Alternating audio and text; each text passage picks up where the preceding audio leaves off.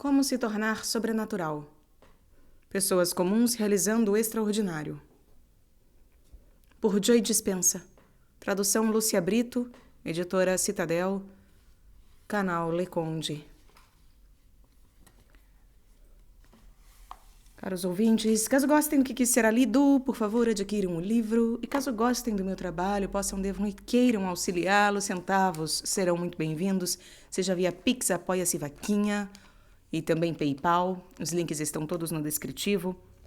É também possível auxiliar-me comprando livros que chegarão até mim pela lista de desejos da Amazon, como nos fez o José Rubens. Ah, José, obrigada por este livro, que agora lemos e ouvimos.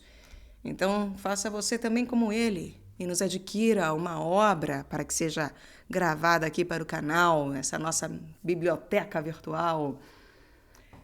E também, é claro, caso você queira fazer parte, há a comunidade de membros. Tornando-se membro, você fará uma assinatura mensal, que pode ser cancelada a qualquer momento. Elas começam a R$ 1,99 ao mês e vai de acordo com a sua possibilidade. Então, dê uma olhada, intere-se. Muito obrigada a todos pela presença. Eu também peço, é claro, para que curtam, compartilhem, comentem, inscrevam-se no canal, caso já não tenham feito, pois tudo isso também faz muita diferença e é de graça. É num clique de um botão, não é verdade? E todos, portanto, podem fazê-lo. Isso faz diferença em termos de engajamento, para que essa plataforma entenda que este conteúdo é relevante de alguma maneira. Então, caso você concorde com o que aqui é feito, estas são as maneiras de fazer parte. Muito obrigada a todos pela escuta e paciência. Seguimos para o capítulo 1. Abra a porta para o sobrenatural. Uma boa escuta a todos. Com o fim da primavera e o primeiro vislumbre do verão se aproximando, o que de início parecia uma típica tarde de domingo, em junho de 2007, tornou-se tudo, menos típico, para Anna Williams. A porta-balcão da sala de estar para o jardim estava escancarada, e as cortinas brancas diáfanas dançavam a brisa suave que trazia para dentro de casa os aromas do jardim. Raios de sol brilhavam em torno de Anna, confortavelmente reclinada. Um coro de pássaros cantava e gorjeava lá fora, e Anna ouvia ao longe a melodia de risadas infantis e o barulho da água da piscina de um vizinho, onde elas brincavam. O filho de Anna, de 12 anos, lia um livro deitado no sofá, e ela ouvia a filha de 11 anos cantando e brincando no quarto, no andar acima. Psicoterapeuta, Anna era gerente e membro do conselho de uma grande instituição psiquiátrica em Amsterdã, cujos lucros anuais somavam mais de 10 milhões de euros. Ela sempre punha em dia a leitura profissional nos fins de semana, e naquele domingo estava reclinada em sua poltrona de couro vermelho, lendo um artigo. Mal sabia Anna que o que parecia o mundo perfeito para qualquer um que olhasse para sua sala de estar naquele dia se tornaria em minutos um pesadelo. Anna se sentia um pouco distraída. Notou que a atenção não estava totalmente focada no material que tentava estudar. Deixou a publicação de lado e fez uma pausa, indagando-se de novo aonde o marido fora. Ele tinha saído de casa cedo naquela manhã, enquanto ela tomava banho, sem dizer aonde ia. Simplesmente desaparecera. As crianças contaram que o pai tinha se despedido com um grande abraço em cada uma antes de partir. Anna ligou para o celular do marido muitas vezes, mas ele não retornou às chamadas. Tentou mais de uma vez, sem resultado. Definitivamente alguma coisa estava errada. Às 3:30 tocaram a campainha. Ao abrir a porta, Anna viu 2 policiais do lado de fora. "Senhora Williams?" perguntou um deles. Quando ela confirmou que era a senhora Williams, os policiais perguntaram se poderiam entrar para conversar. Preocupada e um pouco confusa, Anna concordou. Então deram a notícia. Naquela manhã, o marido tinha pulado de um dos prédios mais altos do centro da cidade. A queda, obviamente, fora fatal. Anna e os 2 filhos ficaram em choque, incrédulos. Anna parou de respirar por um momento, quando arfou e engoliu o ar e começou a tremer incontrolavelmente. Aquele momento pareceu congelar no tempo. Com os filhos paralisados e em choque, Ana tentou esconder a dor e o estresse pelo bem deles. De repente, uma dor intensa explodiu em sua cabeça e, ao mesmo tempo, ela sentiu um doloroso e profundo vazio no estômago. Pescoço e ombros se enrijeceram instantaneamente, enquanto a mente pulava frenética de pensamento em pensamento. Os hormônios do estresse haviam tomado conta. Ana estava em modo de sobrevivência. Como os hormônios do estresse assumem o comando? Do ponto de vista científico, viver em estresse é viver no modo de sobrevivência. Quando percebemos uma circunstância estressante que nos ameaça de algum modo e cujo desfecho não podemos prever ou controlar, um sistema nervoso primitivo chamado sistema nervoso simpático entra em ação e o corpo mobiliza uma enorme quantidade de energia em resposta ao estressor. Fisiologicamente, o corpo recorre de maneira automática aos recursos de que vai precisar para enfrentar o perigo. As pupilas se dilatam para enxergarmos melhor. Os ritmos cardíaco e respiratório se aceleram para podermos correr, lutar ou fugir. Maior volume de glicose é liberado na corrente sanguínea para disponibilizar mais a energia para as células. O fluxo sanguíneo é desviado dos órgãos internos para as extremidades, para podermos nos mover rápido se necessário. O sistema imunológico é acionado, depois desligado, enquanto adrenalina e cortisol encharcam os músculos, fornecendo uma descarga de energia para fugir ou enfrentar o estressor. A circulação coloca-se do cérebro anterior racional para o cérebro posterior. Por isso, temos menor capacidade para pensar de forma criativa e contamos mais com o instinto para uma reação instantânea. No caso de Ana, a notícia estressante do suicídio do marido lançou cérebro e corpo no estado de sobrevivência. Em curto prazo, todos os organismos podem tolerar condições adversas lutando, se escondendo ou fugindo de um estressor iminente. Todos nós somos equipados para lidar com explosões de estresse de curta duração. Quando o evento se encerra, o corpo normalmente retoma o equilíbrio em horas, elevando seus níveis de energia e restaurando os recursos vitais. Porém, quando o estresse não termina em algumas horas, o corpo não retorna ao equilíbrio. Na verdade, nenhum organismo suporta viver em modo de emergência por extensos períodos. Por causa do cérebro grande, os humanos são capazes de pensar em seus problemas, lembrar acontecimentos do passado e até prever situações futuras extremas, ativando assim cascatas de substâncias químicas do estresse só com o pensamento. Podemos arrancar cérebro e corpo de sua fisiologia normal apenas pensando sobre um passado bem conhecido ou tentando controlar um futuro imprevisível. Todos os dias, Ana revivia aquele acontecimento sem parar. O que ela não percebia é que o seu corpo não sabia diferenciar o acontecimento original, que havia criado a resposta de estresse, da lembrança do acontecimento, que criava as mesmas emoções que a experiência real, vez após vez. Ana produzia a mesma química no cérebro e no corpo, como se o acontecimento estivesse acontecendo de novo. Com isso, o cérebro conectava o evento no banco de memórias continuamente, e o corpo experimentava emocionalmente a mesma química do passado umas 100 vezes por dia, pelo menos.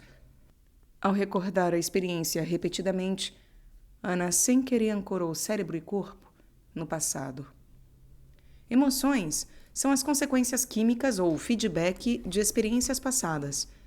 Quando os sentidos registram informações vindas do ambiente, grupos de neurônios se organizam em redes.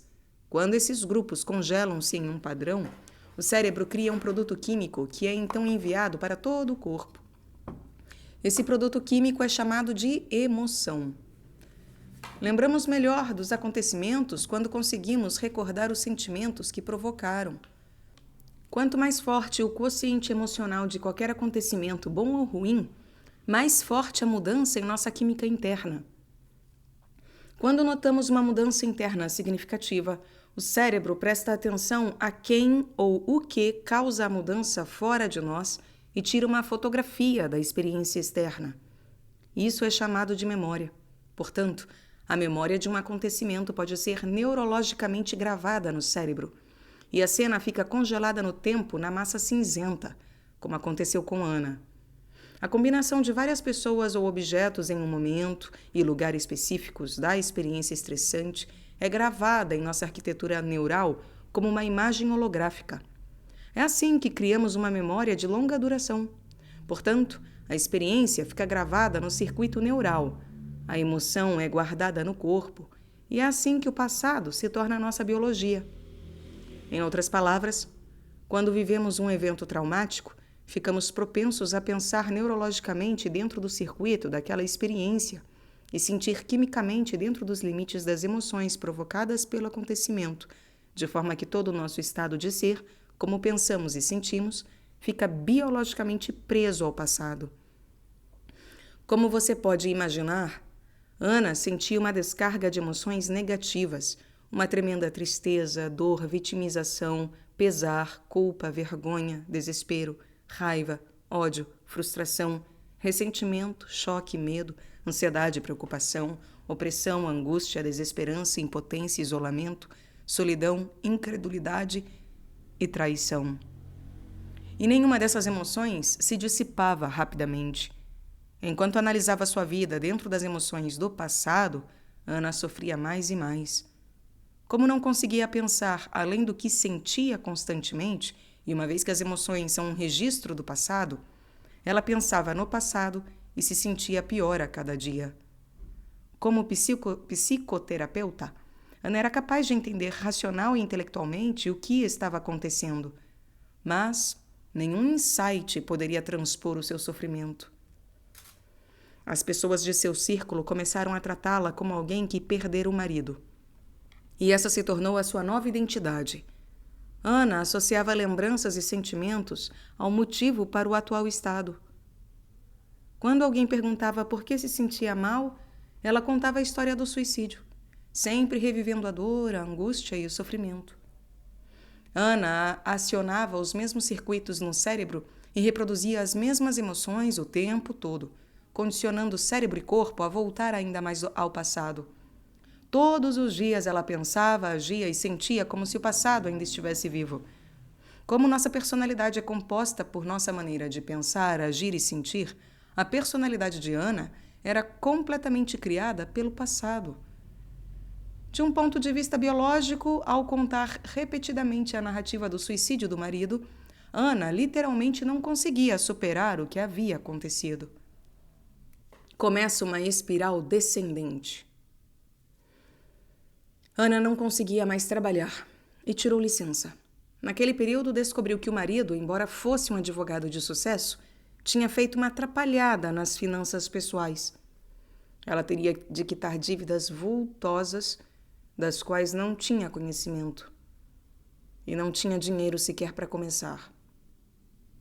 Como era de se esperar, mais estresse emocional, psicológico e mental se acumulou. A mente de Ana girava em círculos, inundada de perguntas constantemente. Como vou cuidar dos nossos filhos? Como vamos lidar com esse trauma no futuro? Como isso vai afetar a nossa vida? Por que o meu marido partiu sem se despedir de mim? E como pude não perceber que ele estava tão infeliz? Eu falhei como esposa? Como ele pôde me deixar com 2 filhos pequenos? Como que eu vou conseguir criá-los sozinha? Depois, os julgamentos começaram a invadir os seus pensamentos. Ele não podia cometer suicídio e me deixar nesse rolo financeiro. Que covarde! Como ele se atreveu a deixar nossos filhos sem pai? Nem mesmo escreveu uma carta para mim e para as crianças. Eu o odeio por não ter deixado nenhum bilhete. Que canalha! Me abandonar e me fazer criar as crianças sozinha. Ele tinha alguma ideia do que isso nos causaria? E todos esses pensamentos tinham uma grande carga emocional, afetando ainda mais o seu corpo. 9 meses mais tarde, em 21 de março de 2008, Ana acordou paralisada da cintura para baixo. Horas depois, estava deitada em um leito de hospital, com uma cadeira de rodas ao lado da cama e um diagnóstico de neurite, uma inflamação do sistema nervoso periférico.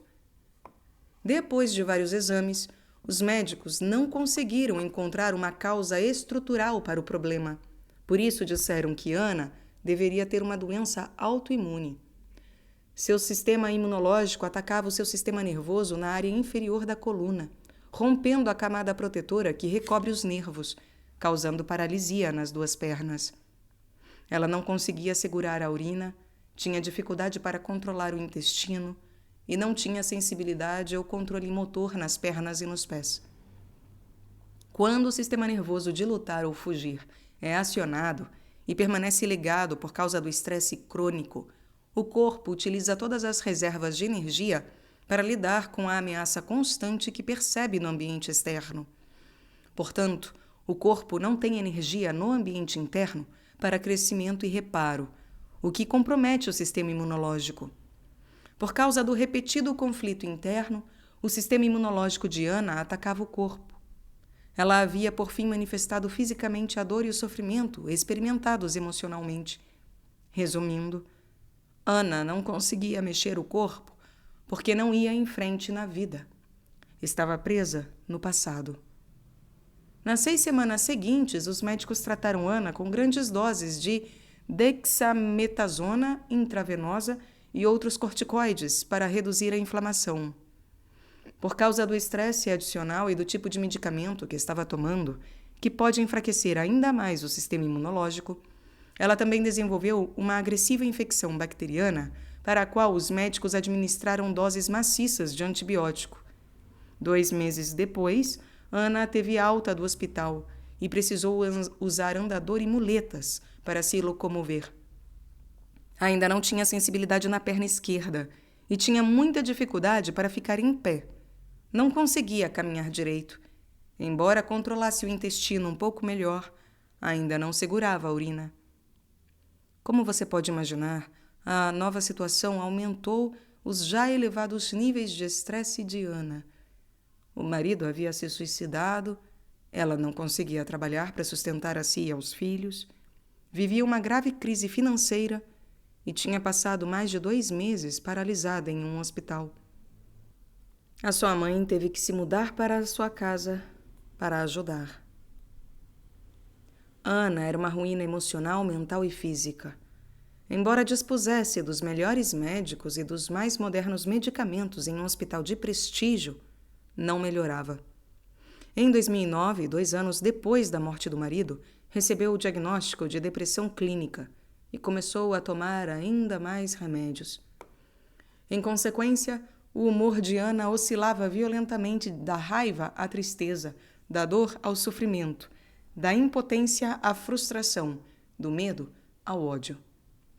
Como essas emoções influenciavam seus atos, seu comportamento se tornou meio irracional. E, de início, ela brigava com todo mundo à sua volta, menos os filhos. E, depois, começou a ter conflitos com a filha mais nova.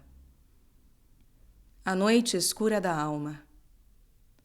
Nesse ínterim, vários outros problemas físicos começaram a surgir e a jornada de Ana se tornou ainda mais dolorosa.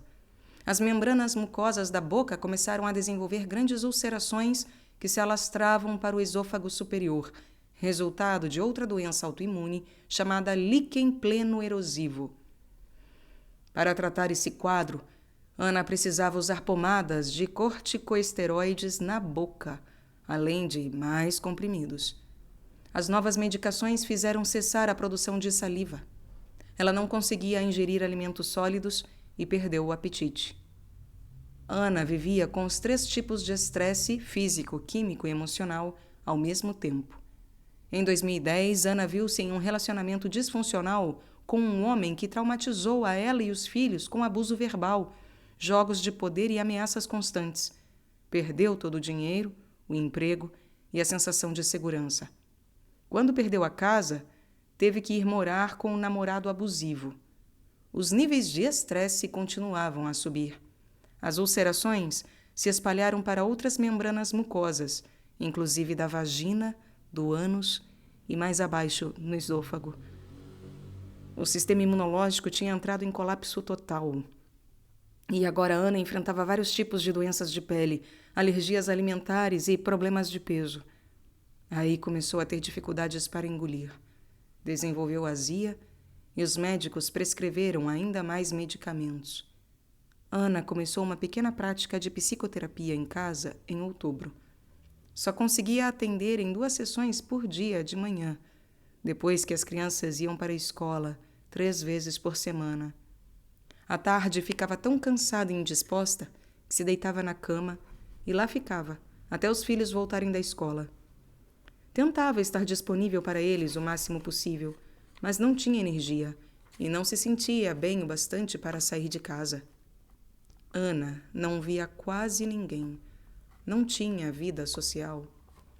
Todas as circunstâncias do seu corpo e vida lembravam-na constantemente de como as coisas estavam ruins. Ana reagia automaticamente a tudo e todos. O pensamento era caótico e ela não conseguia se concentrar. Não tinha mais energia ou vitalidade para viver. Muitas vezes, quando se excedia, a pulsação cardíaca passava de 200 batimentos por minuto.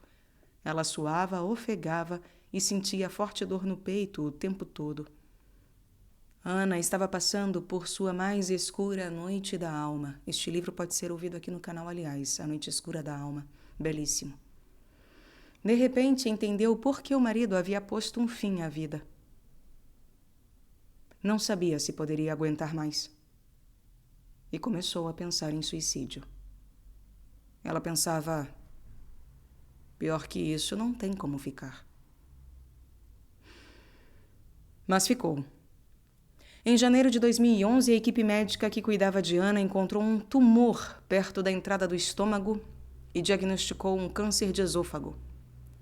É claro que a notícia aumentou severamente os níveis de estresse de Ana. Os médicos sugeriram uma quimioterapia rigorosa. Ninguém lhe perguntava sobre estresse emocional e mental.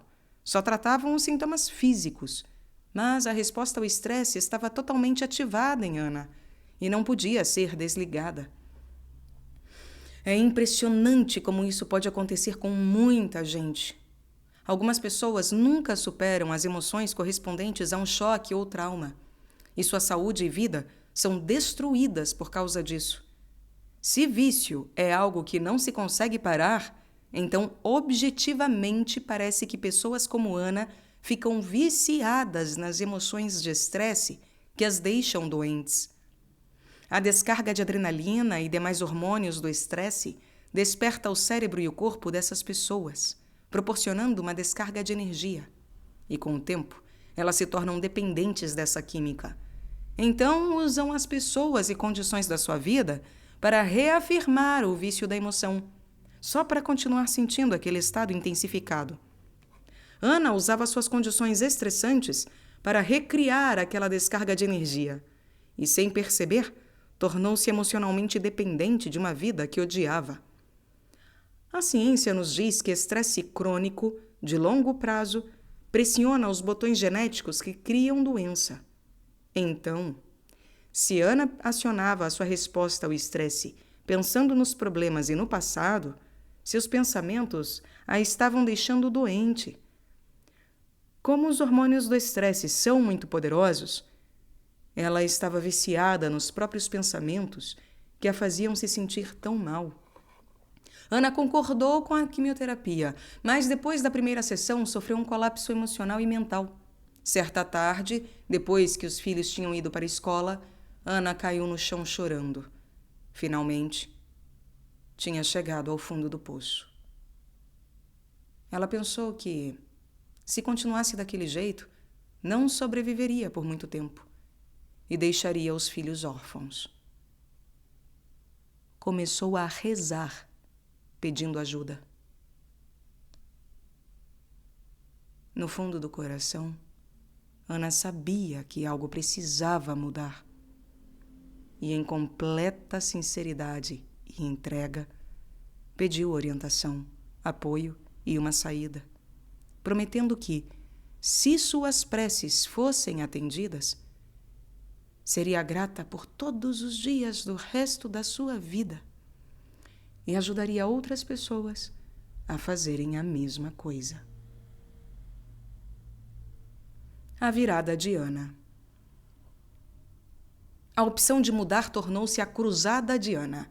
Primeiro decidiu suspender todos os tratamentos e toda a medicação para as várias doenças físicas, embora continuasse tomando os antidepressivos.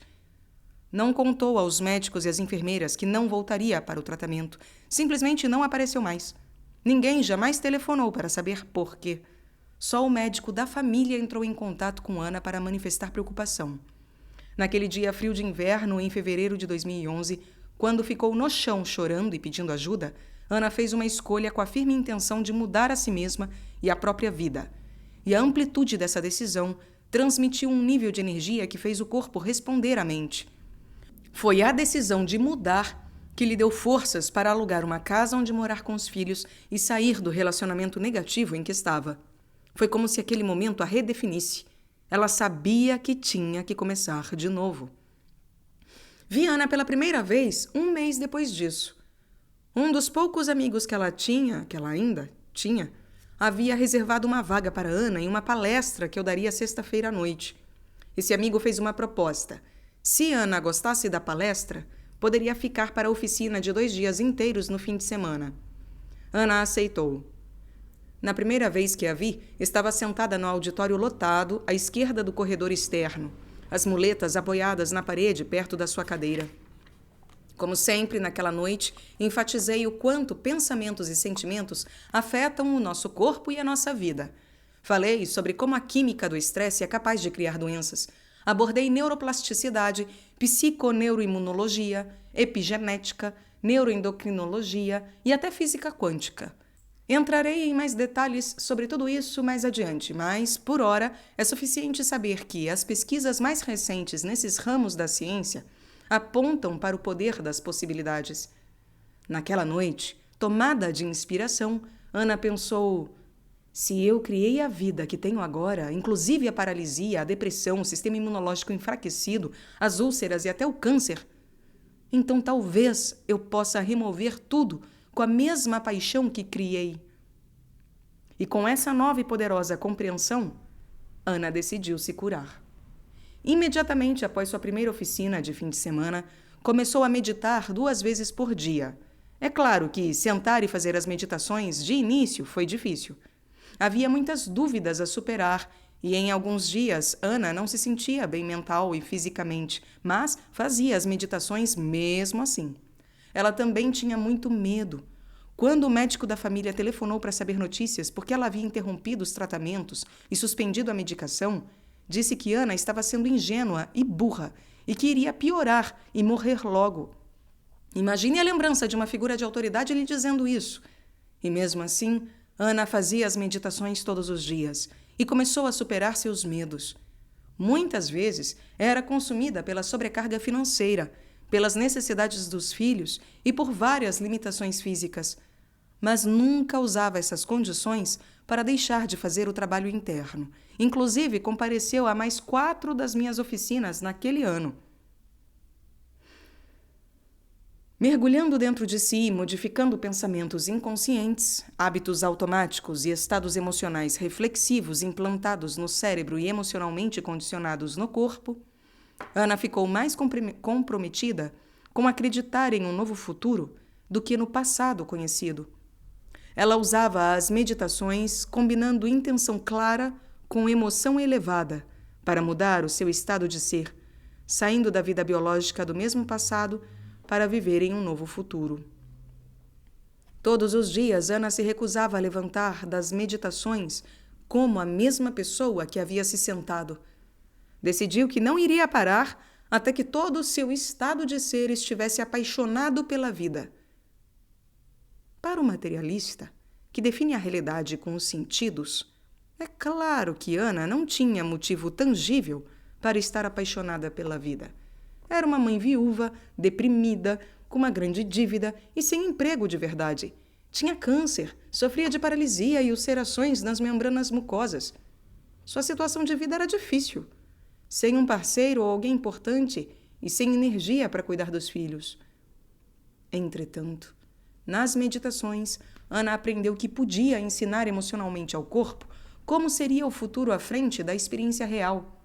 Seu corpo, como mente inconsciente, não conhecia a diferença entre o evento real e aquele que imaginava e aceitava emocionalmente.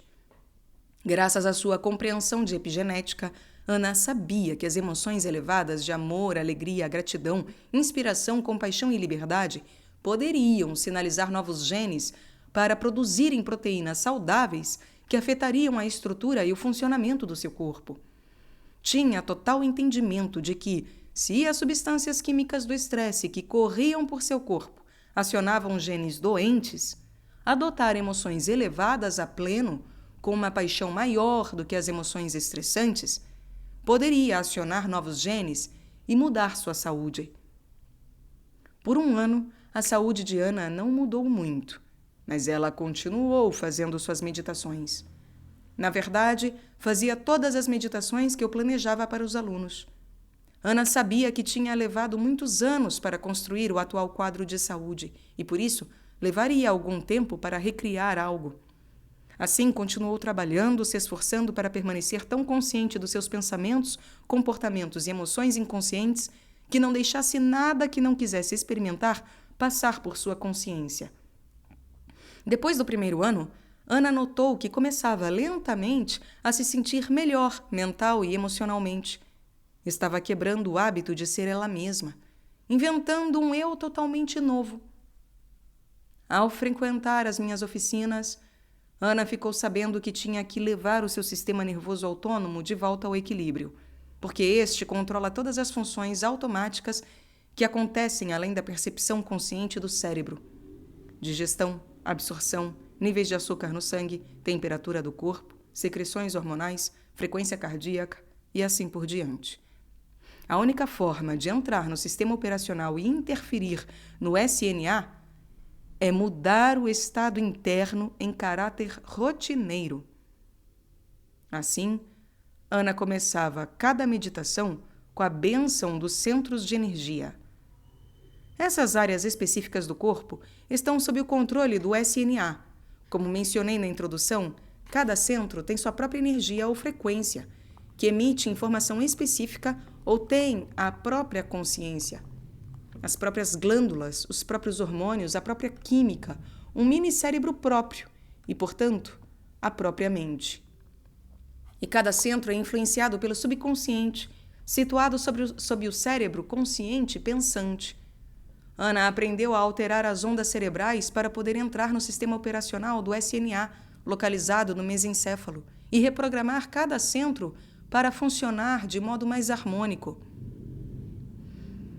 Todos os dias, com foco e paixão, ela repousava sua atenção em cada área do corpo, bem como no espaço em torno de cada centro, abençoando-o para maior saúde e pelo bem maior. Lenta, mas com firmeza, ela começou a influenciar a saúde reprogramando seu sistema nervoso autônomo, SNA, para recuperar o equilíbrio. Ana também aprendeu uma técnica de respiração específica que ensino em nosso trabalho para liberar toda a energia emocional acumulada no corpo quando nos mantemos pensando e sentindo do mesmo jeito.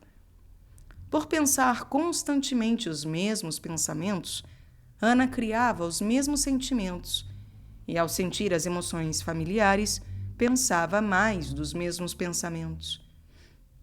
Ela aprendeu que as emoções do passado estavam armazenadas em seu corpo e que podia usar essa técnica de respiração para liberar a energia acumulada e se libertar do passado.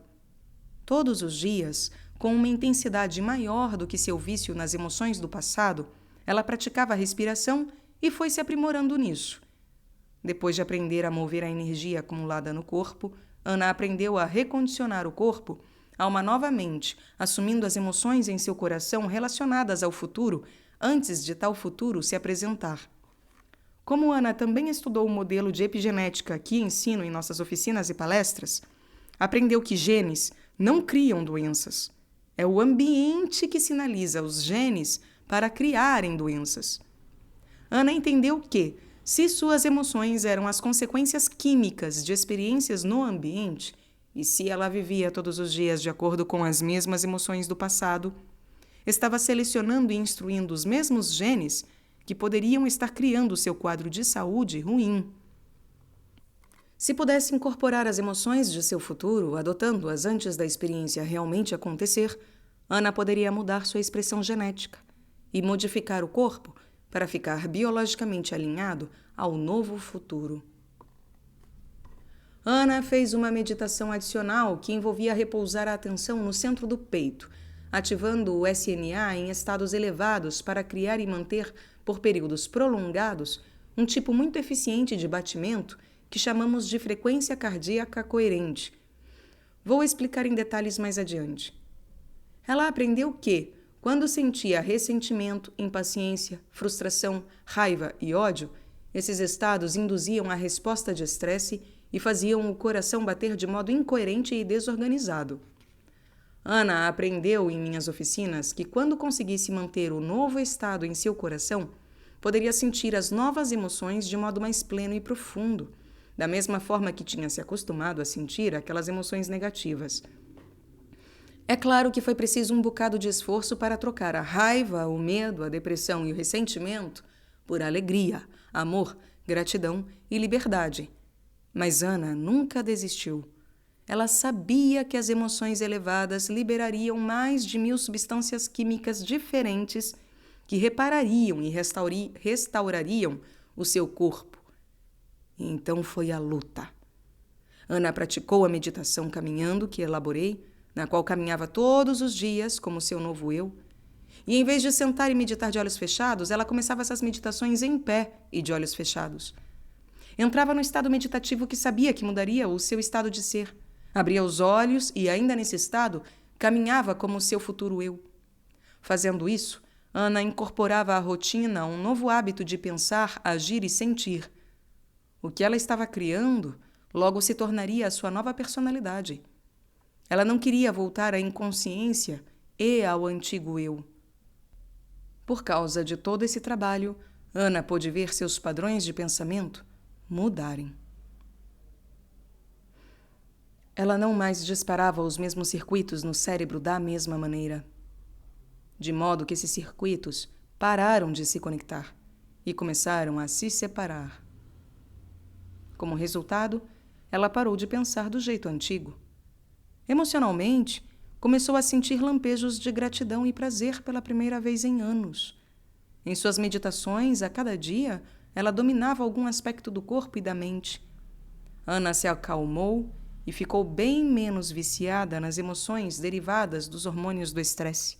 Começou até a sentir amor novamente e foi em frente, superando todos os dias em sua caminhada para se tornar outra pessoa. Ana se agarra à possibilidade.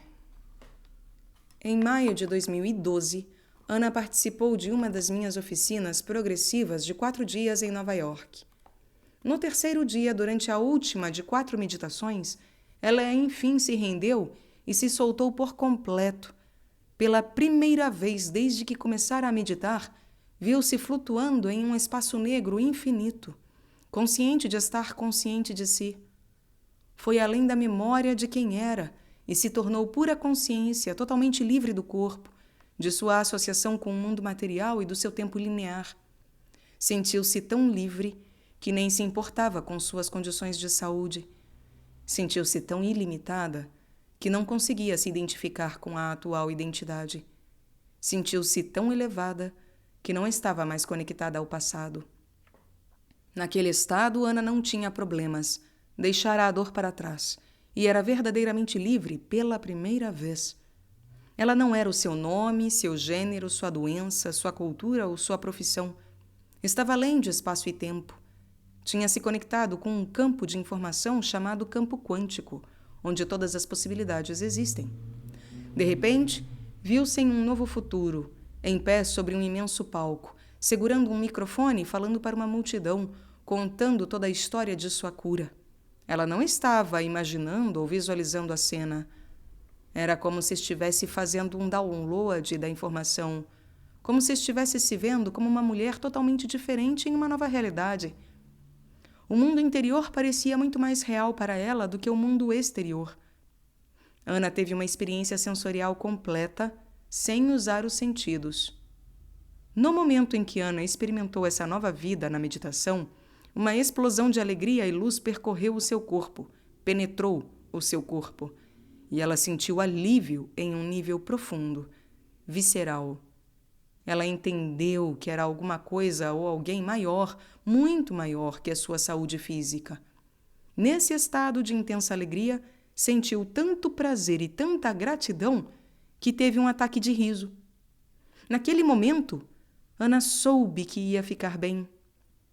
Dali em diante, desenvolveu tanta confiança, alegria, amor e gratidão que suas meditações se tornaram cada vez mais fáceis. E ela começou a ir muito mais fundo. Quando Ana saiu do seu passado, sentiu a nova energia a abrir seu coração cada vez mais.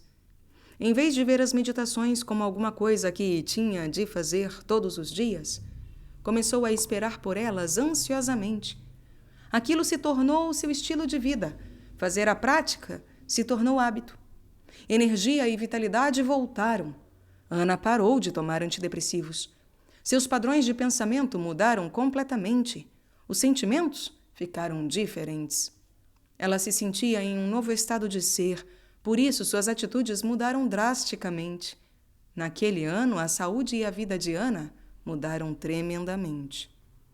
No ano seguinte, ela compareceu a outros vários eventos. Mantendo-se conectada ao trabalho, Ana começou a desenvolver relacionamentos com mais pessoas da nossa comunidade, recebendo mais e mais apoio para continuar a jornada de volta à saúde. Como muitos de nossos alunos, às vezes ela tinha dificuldade em não dar alguns passos atrás para os velhos programas e os antigos padrões do pensamento, sentimento e ação, quando voltava para casa depois de uma oficina. Mas mesmo assim continuava fazendo suas meditações todos os dias. Em setembro de 2013, os médicos de Ana a submeteram a um check-up minucioso, que incluiu vários exames. 1 ano e 9 meses depois do diagnóstico de câncer e 6 anos depois do suicídio do marido, o câncer estava completamente curado e o tumor do esôfago havia desaparecido. Os exames de sangue não tinham indicadores de câncer. As membranas mucosas do esôfago, da vagina e do ânus estavam completamente curadas. Só alguns problemas menores permaneciam. As membranas mucosas na boca ainda estavam levemente avermelhadas, embora não houvesse mais ulcerações. E por causa da medicação que havia tomado para as ulcerações, ela ainda não produzia saliva. Ana tinha se tornado uma nova pessoa saudável. A doença existia apenas na antiga personalidade. Ao pensar, agir e sentir de maneira diferente, Ana havia reinventado um novo eu. De certa forma, ela renasceu na mesma vida. Em dezembro de 2013, Ana foi a um evento em Barcelona com a pessoa que a havia apresentado ao meu trabalho. Depois de me ouvir contar aos participantes a história de uma cura notável de outro aluno da nossa comunidade, Ana decidiu que era hora de me contar a sua história. Ela escreveu e entregou a carta à minha assistente pessoal. Como muitas cartas que recebo dos alunos, a primeira linha era: "Você não vai acreditar nisso." E depois de ler o que ela escrevera, no dia seguinte convidei Ana a subir ao palco e contar a sua história para a plateia. E lá estava ela, 1 ano e meio depois da visão que tivera durante sua meditação em Nova York, e eu não sabia, em pé no palco, falando para a plateia sobre a sua jornada de cura. Após o evento em Barcelona, Ana se sentiu inspirada para trabalhar ainda mais em sua boca. Cerca de 6 meses depois, palestrei em Londres e Ana compareceu. Falei detalhadamente sobre epigenética. De repente, uma luz se acendeu para Ana. "Curei-me de todas aquelas doenças, inclusive do câncer", pensou ela, "e deveria conseguir sinalizar genes para minha boca produzir mais saliva." Alguns meses mais tarde, durante outra oficina em 2014, Ana de repente sentiu a saliva gotejar em sua boca. Desde então, as membranas mucosas e a produção de saliva voltaram ao normal. As ulcerações nunca mais apareceram. Hoje, Ana é uma pessoa saudável, cheia de vida, feliz, estável, com uma mente muito aguçada e clara. Espiritualmente cresceu tanto que se aprofunda muito em suas meditações e teve várias experiências místicas. Vive uma vida cheia de criação, amor e alegria. Tornou-se uma das minhas treinadoras corporativas, ensinando essas técnicas regularmente em empresas e organizações. Em 2016, fundou uma instituição psiquiátrica bem-sucedida, que emprega mais de 20 terapeutas e médicos. É financeiramente independente e ganha dinheiro suficiente para levar uma vida agradável. Viaja pelo mundo, visita belos lugares e conhece gente inspiradora. Tem um companheiro muito amoroso e alegre, novos amigos e novos relacionamentos que fazem muito bem a ela e aos filhos. Quando alguém pergunta a Ana sobre os seus problemas de saúde no passado, ela diz que aqueles desafios foram a melhor coisa que lhe aconteceu. Pense nisso. E se a pior coisa que já te aconteceu for, na verdade, a melhor coisa? Ana sempre me diz que ama a sua vida atual. E eu sempre respondo, é claro que ama. Você criou a sua vida dia a dia, não se levantando das meditações até estar apaixonada por essa vida. Você tem mais é que amar sua vida agora. Foi ao longo da sua transformação que Ana se tornou sobrenatural. Superou sua identidade, que era ligada ao passado, e criou literalmente um futuro saudável. E sua biologia respondeu a uma nova mentalidade. Ana é agora o exemplo vivo da verdade e das possibilidades. E se Ana se curou, você também pode. O aspecto místico. Curar todos os tipos de doenças físicas pode ser um benefício impressionante desse trabalho, mas não é o único.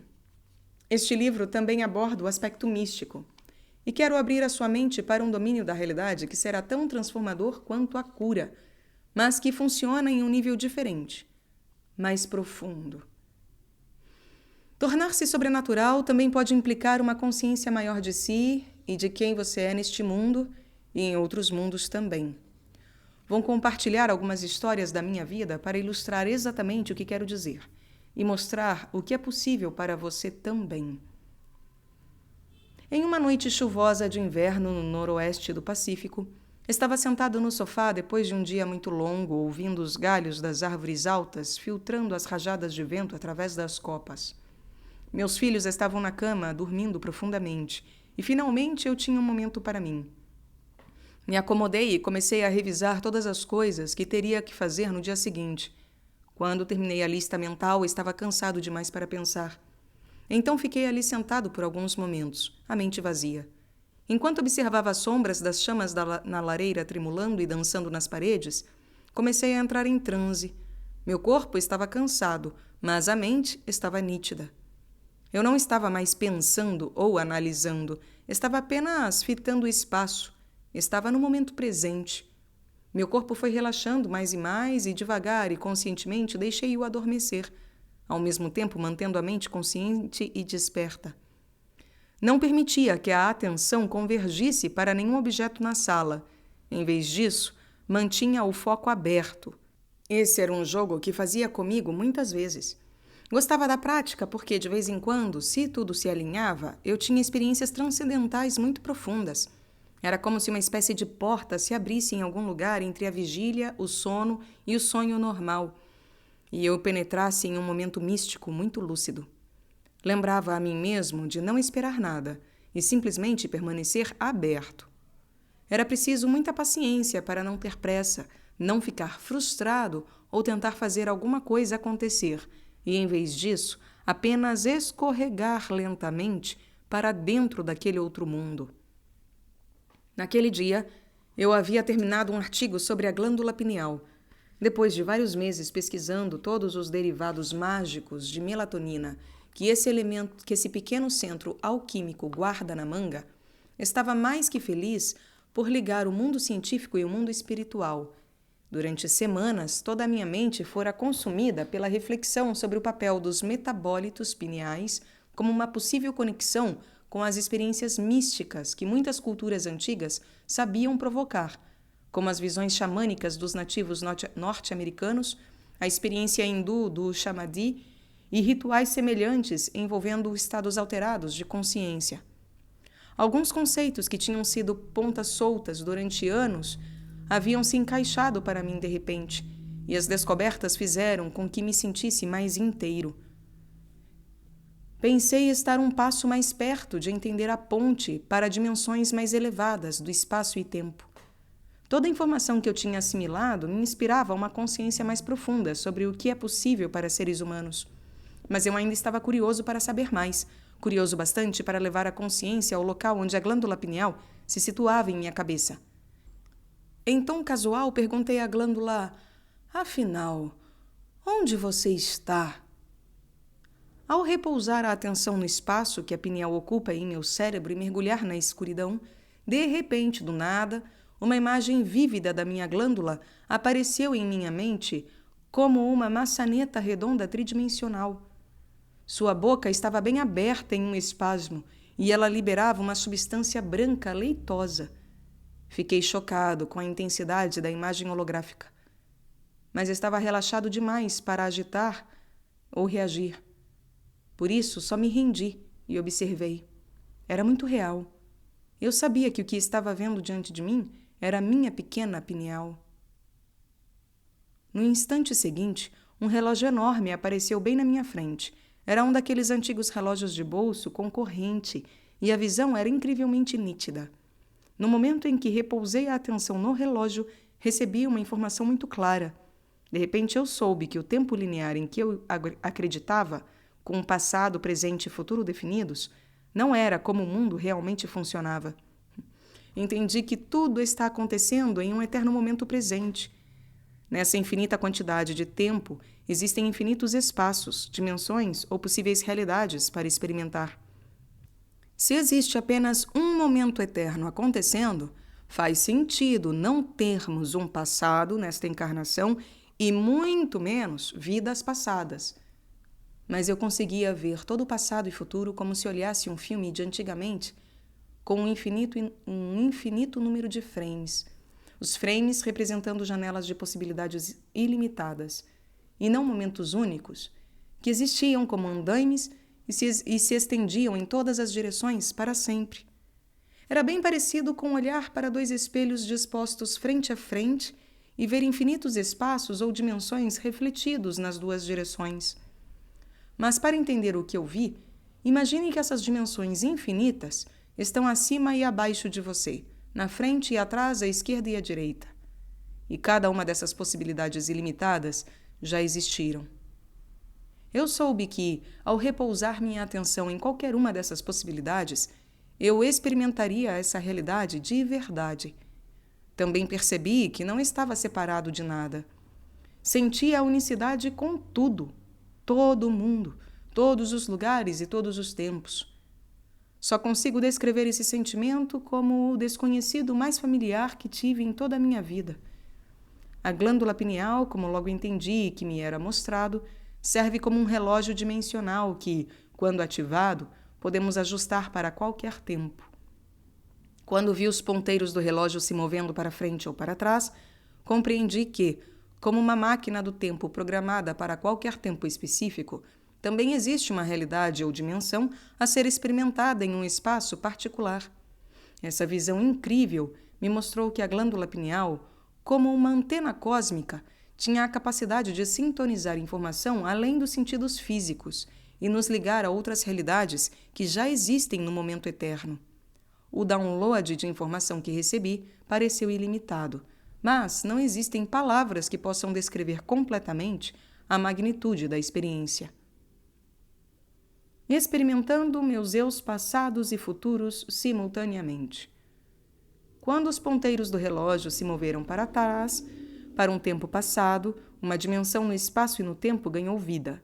No mesmo instante, me vi em uma realidade relevante em termos pessoais, só que, surpreendentemente, aquele momento passado estava ocorrendo no momento presente, que eu experimentava sentado no sofá da sala de estar.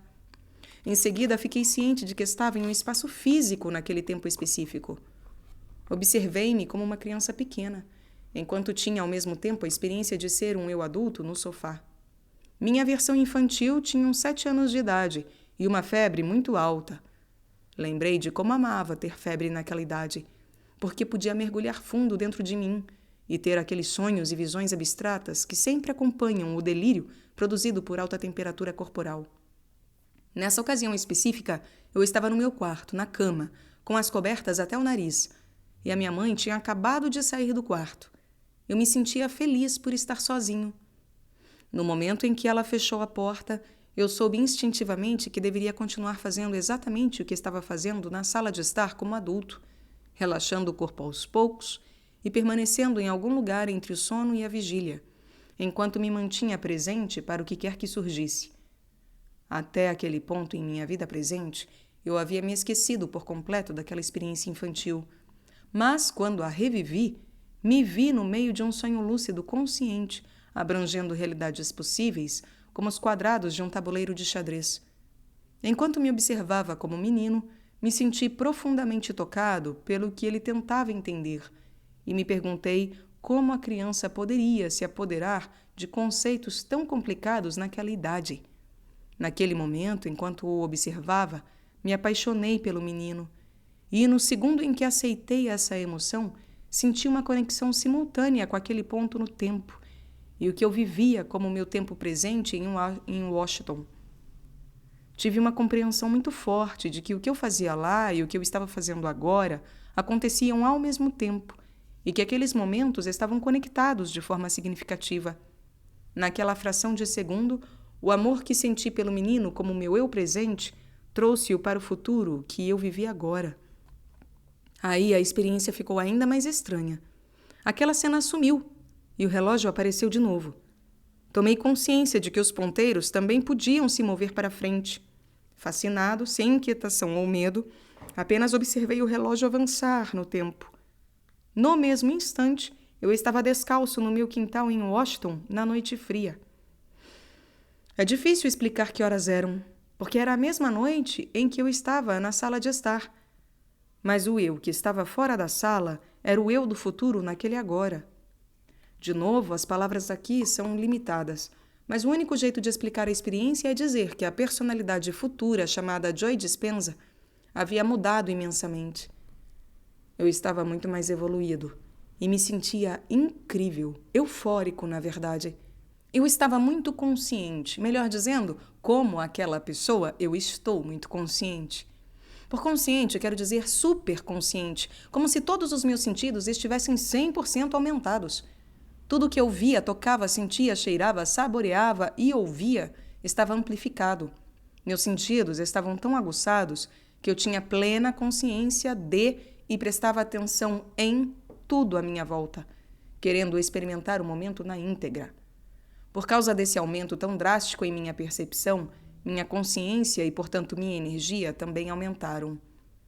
Sentir-me tão repleto daquela energia intensa me deixou mais consciente de tudo que eu sentia simultaneamente. Só posso descrever esse sentimento como energia constante, inabalável, altamente organizada. Não era como as emoções químicas que costumamos sentir como seres humanos. De fato, naquele momento, eu soube que nem poderia sentir emoções humanas normais. Eu evoluíra para além delas. Contudo, sentia amor, embora fosse uma forma evoluída de amor, não química, mas elétrica. Sentia quase como se estivesse em chamas, amando a vida com paixão. Era uma incrível alegria pura. Eu também estava andando pelo quintal no meio do inverno sem sapatos e sem casaco, mas estava tão consciente da sensação de frio que ela era, na verdade, muito agradável. Eu não tinha uma opinião sobre o quanto o chão estava gelado, apenas adorava sentir meus pés tocando a grama congelada e me sentia muito conectado à sensação e à grama. Entendi que, se me dedicasse aos pensamentos e julgamentos típicos que normalmente teria sobre o frio, isso criaria uma noção de polaridade, dividindo a energia que eu experimentava. Se eu julgasse, perderia a sensação de totalidade. A incrível sensação de energia que eu experimentava dentro do corpo era muito maior que as condições no ambiente em volta, o frio. Em razão disso, acolhi o frio sem esforço e com entusiasmo. Era vida, só isso. De fato, era tão agradável que eu não queria que o momento acabasse.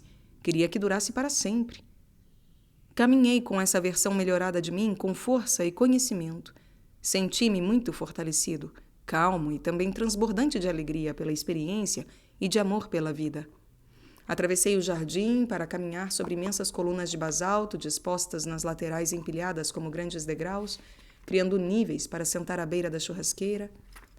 Adorei a experiência de caminhar descalço sobre as pedras enormes. Homenageei sinceramente sua magnificência e continuei andando e me aproximei da fonte que havia construído. Sorri ao lembrar de meu irmão e eu criando aquela maravilha. De repente, vi uma mulher pequenina em vestes brancas, cintilantes. Não tinha mais que 60 centímetros de altura.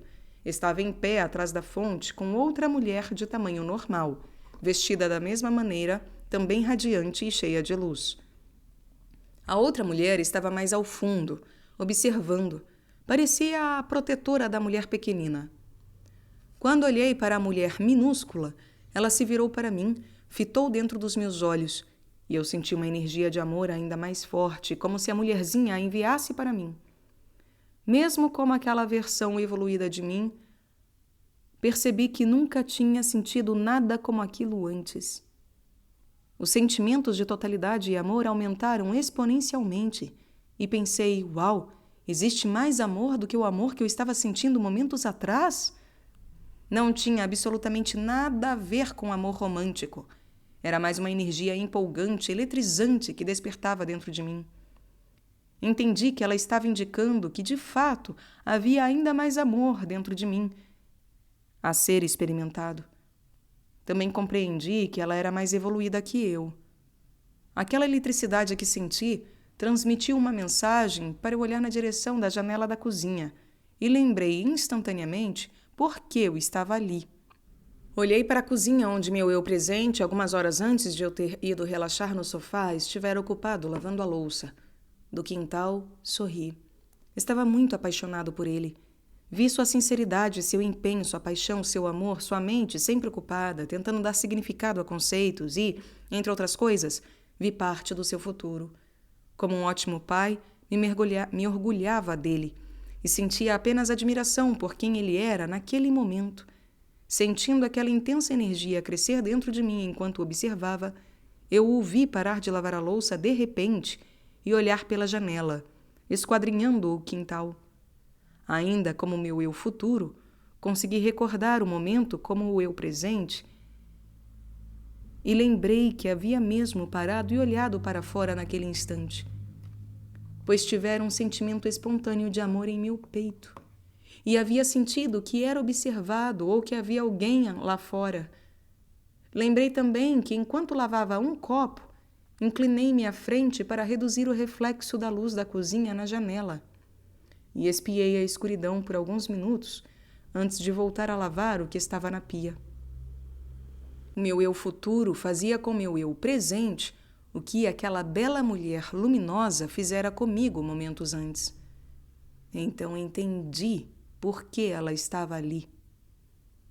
A exemplo de quando olhei para a criança na cena anterior, o amor que meu futuro eu sentiu por meu eu presente, de alguma forma, me conectou ao meu eu futuro. Meu futuro eu estava ali para chamar meu eu presente para aquele futuro. E entendi que era o amor que habilitava a ligação, que possibilitava a ligação. Minha versão evoluída tinha esse conhecimento. O paradoxo é que tudo era eu vivendo ao mesmo tempo.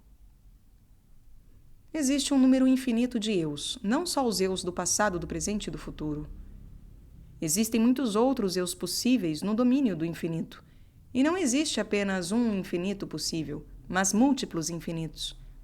E tudo isso acontece no eterno agora. Quando voltei à realidade física no sofá, que empalidecia comparada ao mundo dimensional em que eu estivera, meu primeiro pensamento foi: uau, a minha visão da realidade é muito limitada. A rica experiência interior proporcionou uma compreensão clara de que as minhas crenças, isto é, o que eu pensava saber sobre a vida, sobre Deus, sobre mim, sobre o tempo, o espaço e até sobre o que é possível experimentar nesse domínio infinito, eram muito limitadas e eu jamais percebera até aquele momento. Compreendi que eu era como uma criança com pouco entendimento da magnitude dessa coisa que chamamos de realidade. Pela primeira vez na vida entendi, sem medo ou ansiedade, o que a expressão "o desconhecido" significa, e soube que nunca mais seria a mesma pessoa. Tenho certeza de que você pode imaginar que, quando algo assim acontece, tentar explicar à família ou aos amigos pode dar a impressão de algum desequilíbrio químico no cérebro. Hesitei em falar sobre o acontecimento com qualquer pessoa.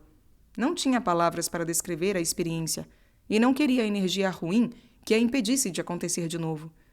Durante meses me preocupei em rever todo o processo que pensava poder ter criado a experiência. Também estava intrigado com o conceito de tempo e não conseguia parar de pensar nisso. Além da mudança de paradigma sobre o momento eterno no tempo, descobri algo mais. Depois do acontecimento transcendental naquela noite, quando voltei ao mundo das 3 dimensões, percebi que toda a experiência ocorrera em cerca de 10 minutos. Eu acabara de viver 2 eventos abrangentes e deveria ter demorado muito mais para toda a experiência se desenrolar. A dilatação do tempo atiçou ainda mais meu interesse em dedicar mais energia para investigar o que havia acontecido comigo. Esperava poder reproduzir a experiência, assim que a entendesse melhor. Dias depois daquela noite importante, o centro do meu peito permaneceu eletrizado da mesma maneira que senti quando aquela bela mulher minúscula ativou algo dentro de mim. Eu me perguntava como esse sentimento pode persistir dentro de mim, a menos que algo real tenha acontecido. Ao repousar a atenção no centro do peito, percebi que o sentimento aumentava. Não me interessei muito por nenhuma interação social nesse período, o que era compreensível, porque as pessoas e condições externas me distraíam daquele sentimento em meu mundo interior, e o sentimento especial diminuía.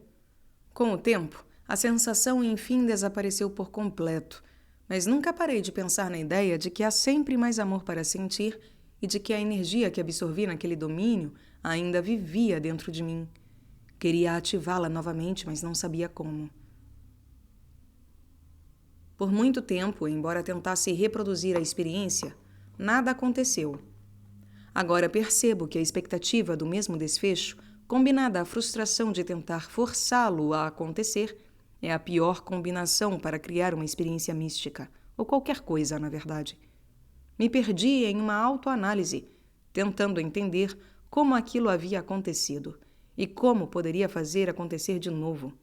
Decidi acrescentar algumas novas abordagens.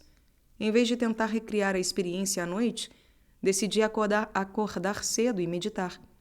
Como os níveis de melatonina são mais altos entre 1 e 4 da manhã, e os metabólitos químicos místicos de melatonina são os substratos responsáveis por criar um evento lúcido, decidi que praticaria meu trabalho interior às 4 da manhã, todos os dias.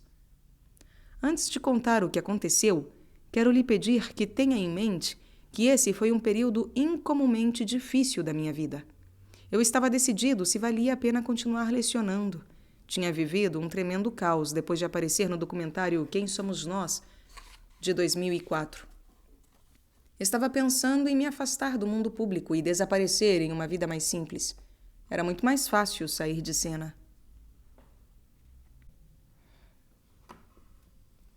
Viver uma encarnação passada no momento presente. Certa manhã, mais ou menos 1h30 depois de começar a meditação sentado, me reclinei. Coloquei alguns travesseiros embaixo dos joelhos para não adormecer muito depressa, e assim fiquei entre a vigília e o sono. Quando deitei, repousei a atenção no lugar da glândula pineal em minha cabeça. Dessa vez, em vez de tentar fazer alguma coisa acontecer, apenas me entreguei, dizendo a mim mesmo: que seja. Ao que parece, foi a expressão mágica. Agora sei o que significa. Provavelmente aqui, a tradução deve ser o amém. Que assim seja. Que seja. É o amém. Ao que parece, foi a expressão mágica. Agora sei o que significa. Me rendi, saí do caminho, abri mão de qualquer desfecho específico e simplesmente me abri às possibilidades.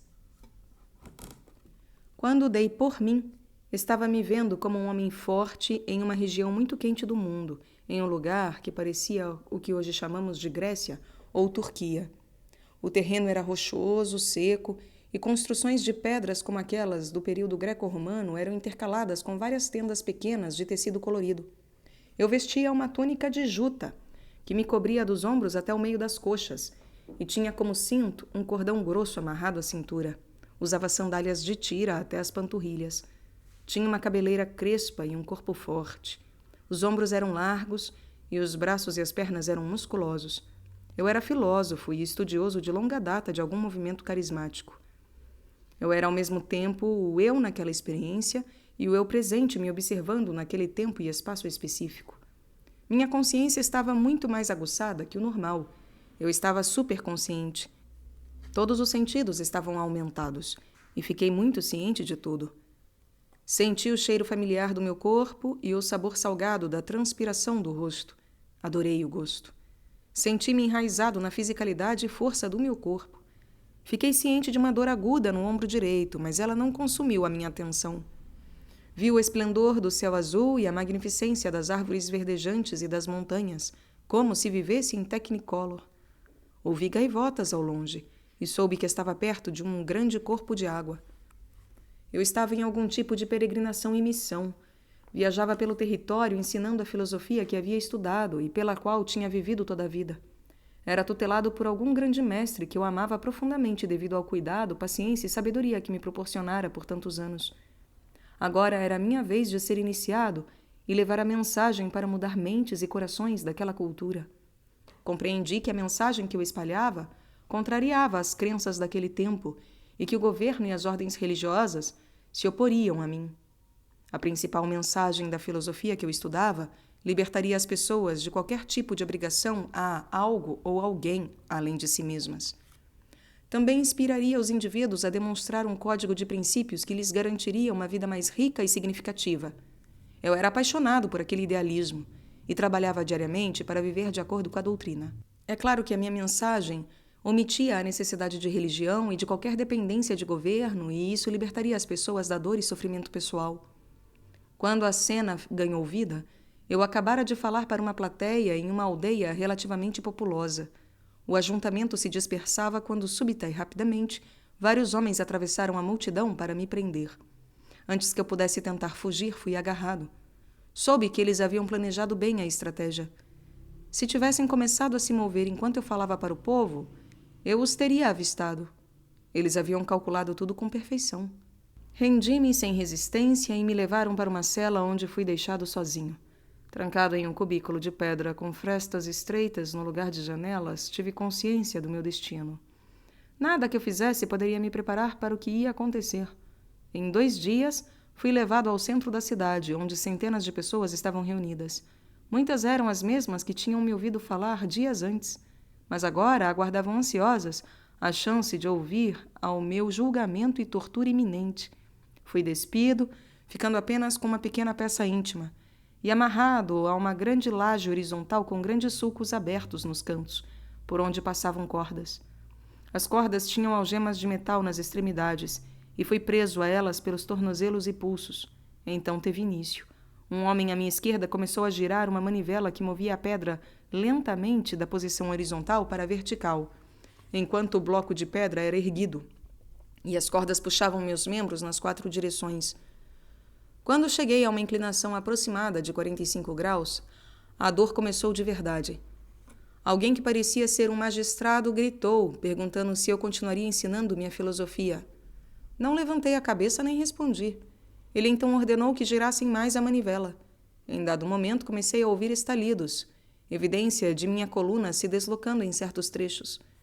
Como observador da cena, vi a expressão em meu rosto quando a dor aumentou. Era como olhar para um espelho e me ver. Tive aguda consciência de que era eu naquela pedra. As algemas de metal nos pulsos e tornozelos agora rasgavam a minha pele, e o metal afiado queimava. Eu sangrava. Um dos ombros se deslocou. Ofeguei e grunhi de dor. Meu corpo convulsionava e tremia, enquanto eu tentava resistir ao rasgar dos membros flexionando e contraindo os músculos. Relaxar seria insuportável. De repente, o juiz berrou de novo, perguntando se eu continuaria lecionando. Tive um pensamento. Vou concordar em parar de lecionar. Depois, quando me libertarem dessa demonstração pública de tortura, simplesmente recomeçarei. Raciocinei que essa era a resposta certa. Agradaria ao juiz, faria cessar a dor, a minha morte, e me permitiria seguir com a minha missão. Balancei a cabeça lentamente em silêncio. O juiz me pressionou para verbalizar o não, mas eu não falava. Ele fez um gesto rápido para o torturador à minha esquerda girar a manivela. Olhei para o homem que acionava as engrenagens com a clara intenção de me machucar. Vi o seu rosto, e quando nos encaramos, eu, como observador, reconheci instantaneamente aquela pessoa como alguém que fazia parte da minha vida atual, como Joe Dispenza. A mesma pessoa, em um corpo diferente. Enquanto eu assistia à cena, caiu a ficha. Soube que aquele torturador ainda atormenta as pessoas, inclusive eu em minha atual encarnação, e compreendi seu papel em minha vida. Foi um estranho sentimento familiar de conhecimento, e tudo fez perfeito sentido. Quando a laje começou a subir mais depressa, a parte inferior das minhas costas se rompeu e meu corpo foi perdendo o controle. Nesse momento tive um colapso. Chorei de dor e também senti uma tristeza profunda consumir o meu ser.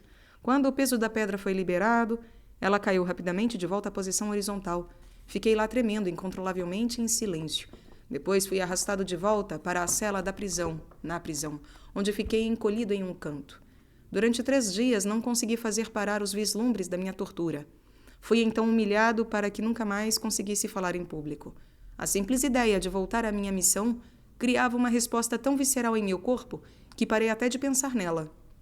Uma noite me soltaram e, sem ser notado, cabisbaixo de vergonha, desapareci. Nunca mais consegui encarar ninguém. Sentia que tinha falhado em minha missão. Passei o resto da vida em uma caverna perto do mar, pescando e vivendo em silêncio como um ermitão. Enquanto via a saga daquele pobre homem e a sua escolha de se esconder do mundo, entendi que aquilo era uma mensagem para mim. Soube que em minha vida presente não poderia desaparecer e me esconder do mundo de novo, e que a minha alma queria que eu visse que tinha que continuar meu trabalho. Tinha que fazer o esforço de defender uma mensagem e nunca mais fugir das adversidades. Também reconhecer que não havia falhado. Eu tinha feito o melhor que podia. Sabia que o jovem filósofo ainda vivia no eterno momento presente como vários eus possíveis e que eu poderia mudar meu futuro e o dele, nunca mais sentindo medo de viver pela verdade em vez de morrer por ela. Cada um de nós tem diversas encarnações possíveis que existem no eterno momento presente, todas esperando para serem descobertas. Quando o mistério do eu é revelado, podemos despertar para a compreensão de que não somos seres lineares vivendo uma vida linear, mas seres dimensionais vivendo vidas dimensionais. A beleza por trás das infinitas probabilidades que esperam por nós é que a única forma de mudar aqueles futuros é mudar a nós mesmos no momento presente infinito. Caros ouvintes, eu que sou dona deste canal e que não conhecia este livro, caso eu vá continuar, porque agora já nem sei se continuarei a gravação, tá? Mas caso eu continue, eu preciso deixar claro várias coisas. Primeiro, novamente, por favor, não larguem os vossos tratamentos e remédios por conta de meditação. Por favor, não façam isso.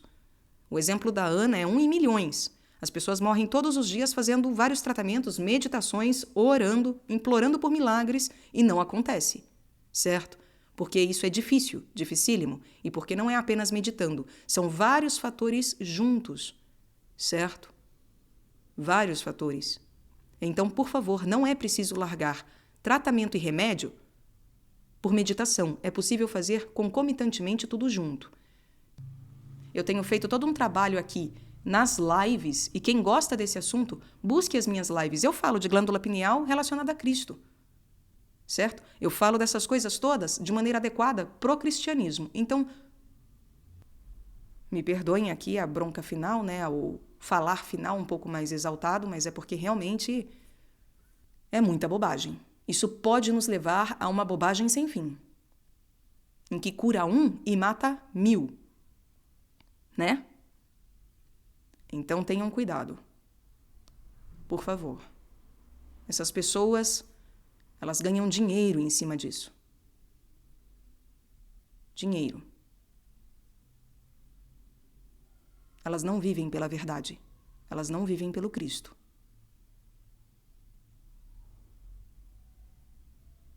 Fiquem com Deus, meus caros.